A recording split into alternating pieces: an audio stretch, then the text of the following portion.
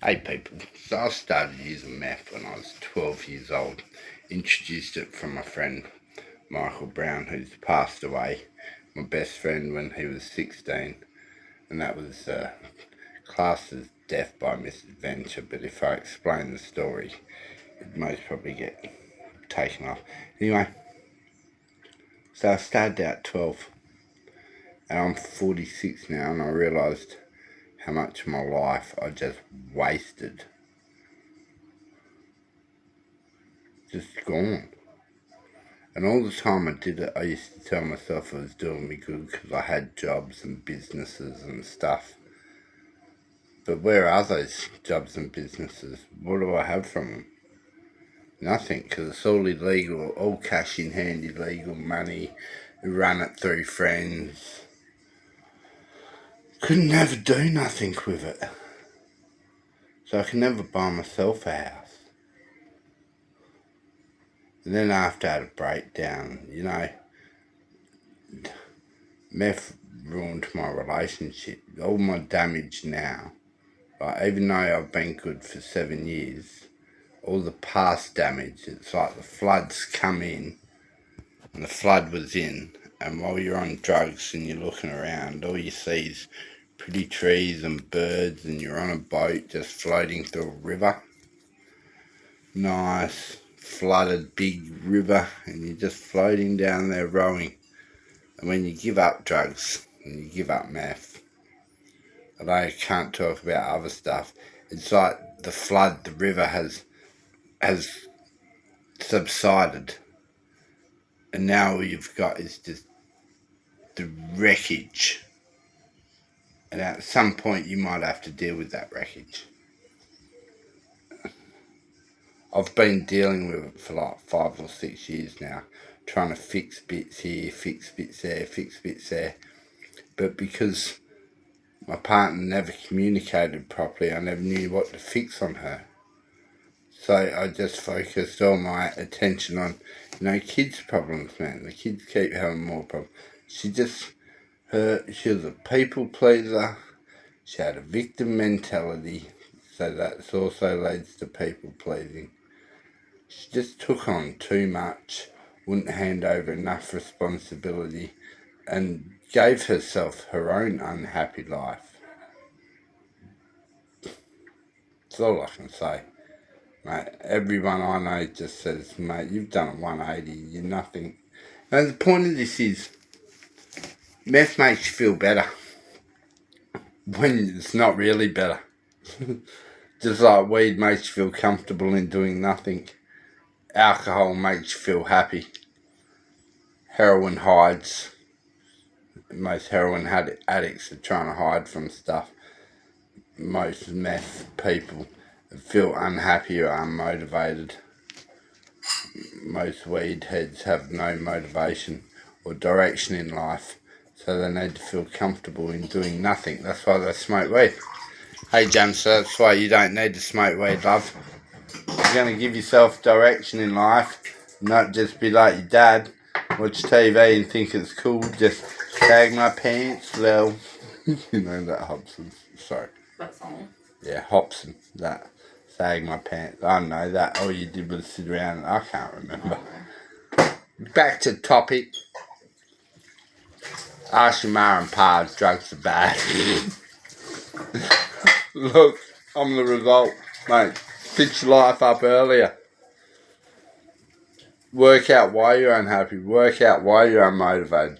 Work out. This is where it comes back to, you can't lie to yourself if you want to fix yourself. You have to be as honest as shit and work out all your fucking deepest, darkest secrets. You know they say hell is what we make here on earth. So your life is even... I don't know, man. I've died twice, I've got one life left. Okay? I was telling my daughter I did acid heaps. So I used to do so much acid. My brother told me, you put trips in your eyes, Doogie. And then he imported acid from Bali on... I'm not telling you how. Fuck. Anyway, imported. So I was getting white tiles for like $5 and edges, the trimmed off edges. He's like, you put them in your eye, Doug. So I used to stick like 4 trips in my eye. I'd be ripping hard. He reckons he's seen me in Fremantle, and I was literally, he goes, you're like a chameleon. With every emotion come a different colour. I experienced what life was then and then forgot it. I wish I'd remembered it. There was a point to that. It wasn't to rave about how much acid I had. Oh yeah, game. So I used to pop shitloads of acid. One day I popped this acid, and I made mole cakes like £2. Fucking bomb them up. Anyway, so I popped this acid, ate this mole cake that's like a half sludge cake because of the amount of mole butter I put in it. And I ate that, ran up Chalk Hill, came down Chalk Hill, started freaking out. Ran across Quinana playing Dungeons and Dragons in my head, ended up ring of thorns, a feather, tried to buy a cigarette. Long story short, I ended up in Fremantle Hospital. I kept saying, every time I go to sleep, Mum, I die. And she's like, don't worry. Pat my head, put me to sleep. Next thing you know, I wake up to her fist, not fist in my ass, you dirty bastard. You already reckon I'm inbred. But anyway, wake up to her just smash my fucking chest and the machine going beep beep. All I heard was beep beep. And then nothing. And then I wake up with bang, bang. And anyway, I saw nothing. It was all black. So what's the fucking point of this, man? What's the point of this? Where's my light? Where's my whatever? Didn't say nothing. Not one thing. Just black as shit. So, next event in life, didn't learn a lesson. Maybe that's why it was black. I said to my daughter, this is how we come up with this theory. I was like, maybe that's why it was black, because I was just to use that as a wake-up call. I didn't use that as a wake-up call. Okay, just kept partying. Like that Hobson song, man. Bitches, weed, and that's it. That's what I thought life was. Life's not that, because when you're old man in bed dying, mate, life's going to come tap you on the fucking shoulder. And tap you hard on the shoulder. I watched that happen to my mum. Don't do this shit, man. Okay, so, first time dead, didn't pay any attention. Second time dead, I rode into that fucking trailer. So I got this, I don't know if you can see it, some scar on me. Anyway, who cares, bro? Rode into the trailer, died or whatever, had a awakening. I've seen spirits my whole life in Norden. Different story. Stay on subject, bloke. Okay, so I've seen ghosts. So I just ignore them. Don't bother them. And I was on this train. I died, so I was on the train this time. Remember, first time black. This time on the train, you can feel someone near me small. So I don't know if it's my son or my brother, because I had a brother who fell out of a car, died when he was 5 years old. Banged the back of his head, turned the motor off, heart stopped. You're dead, man. You're dead. So he died. So I don't know what. I can't see faces. All I can ever see is shapes and maybe a bit of clothing colour. Sometimes just the shape, the size, the silhouette of the person.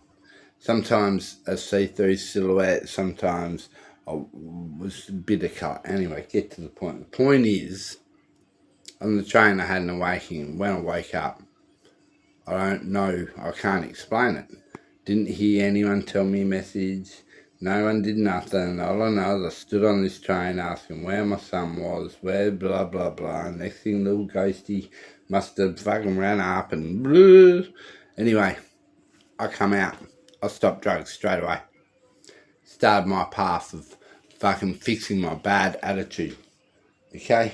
I used to do like, I'd go get a hot dog, 5 cops come. I go anywhere. I did anything. It was an issue. I was an issue. I was that much of an issue that the government paid me to stay home. So I didn't want to get paid to stay home. Why am I getting paid? I was drugs, man. Fathers, men. Your job as a father, apart from to provide, it's not even that, but your job as a father is to give emotional guidance to your son and teach them how to emotionally regulate when they're frustrated. It's not, it might not be your role, but it's a lot of people's roles. And I led my children astray, and that's also caused some of the issues. That was in one of the messages. Like, she was whinging about how Ethan's got a bit of autism, and the other son gets drunk a bit and starts running amok. They're problems I caused that I've been trying to fix due to alcohol. Due to drugs. My son doesn't feel loved enough, so he think he has his own issues I'm working through, so he drinks. The other son, he doesn't like showing feelings, so he's on his own little path. So, what's the point? So, drugs fucked a whole bunch of lives. Water went out, and there you go, disaster zone. Took 6 years for the water to go out, I guess, hey? Hey? And that's another thing with trauma. As people heal, then they start seeing the trauma. Instead of seeing the bits you've cleaned up and that bit there that's looking beautiful with nice plants and it's a nice little stream again, they're still looking over that side where the fucking disaster zone is. You haven't quite got there yet. It's a big fucking area, isn't it? That's what drugs do to your life. Give you a big fucking disaster zone that as soon as you stop, you have to clean up. I always preach minimisation, but I was preaching minimisation to my son-in-law who wants to give up weed. He reckons, I can't minimise, I have to go cold turkey, but I failed last time. I thought, see, you're already saying you can't, but I don't know if he's put the right effort in, man. Just work out the smallest ways, and over time, you'll get to a point where you got 2 cones and you're running on 2 cones, and then you can use your hard will, can't you? It's easier using hard will on 2 cones than it is using hard will on 10 cone sessions. It's my theory. It's only an opinion. It's only my thought from someone that's fucked their life up trying to fucking get back on track, man. Okay? I used to be the fucking rehab golden boy. My kids say, Dad, you've taught us a lot of shit. I'm like, yeah. And they told it all back to me. And then I realised I teach, but I don't do. That's why I'm in the position I am. How did I get into this position? Drugs, not thinking. Because you're always just trying to get high, because you feel like shit, because you're coming down. You know? 1 day up, 2 day half up, start playing the music by the 3rd day and you're fucking... Anyway, enjoy life, don't do drugs, ask your mum and pa, whatever, you can do whatever you want anyway. Who's going to listen to fuck up like me? Enjoy life, kids. Enjoy it. Just minimise shit, because someday you have to pay the piper. I went and bought my mum some silver coins before I buried her, so she could pay for my brother and pay for her to get across the ferryman. Pay the ferryman, man, to get the other side. My brother's been waiting there like nearly 50 years. I don't know how long he's been waiting. He's 5 years older than my older brother. My older brother's 7 years older than me, so 12 years. Been waiting there 12 years longer than me, so 58 years. That old bastard. Guess maybe it was my son. I don't know. Just don't do drugs. Hopefully this does nothing, because who the fuck listens to anyone anymore? Okay? We're all just monkeys chucking poo out of the TV and hoping something. I don't fucking know. You can look back on this later, kids, and go, that's my fucking weirdo dad. Fuck. Hey? Love you, fellas. Love you too, kids. See ya.